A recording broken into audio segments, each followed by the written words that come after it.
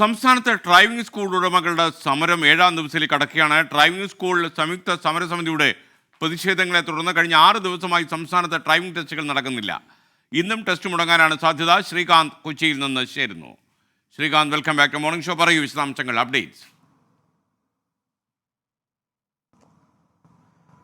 Very good morning S K N.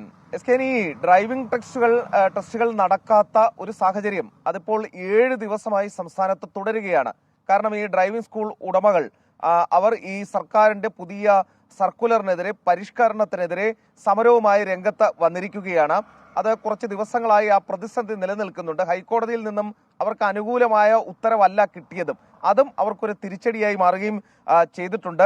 നിലവിലിപ്പോൾ അത് 7ാം ദിവസത്തിലേക്ക് കടന്നിരിക്കുന്നു. Driving school സംയുക്ത സമരസമിതിയുടെ പ്രതിഷേധങ്ങൾ, അവരാണ് ഈ പ്രതിഷേധം സംഘടിപ്പിക്കുന്നത്. കഴിഞ്ഞ 6 ദിവസവും അവർ തന്നെയാണ് ഇത് സംഘടിപ്പിച്ചത്.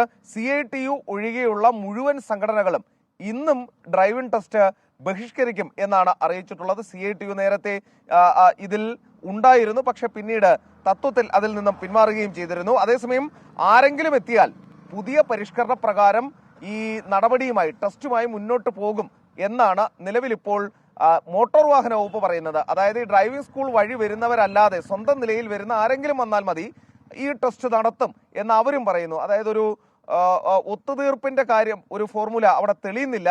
ഒരു പക്ഷേ ചർച്ചകൾ മുന്നോട്ട് പോകുന്നുണ്ട്, സമവായമാകുമെന്ന് പ്രതീക്ഷിക്കാം. SKN.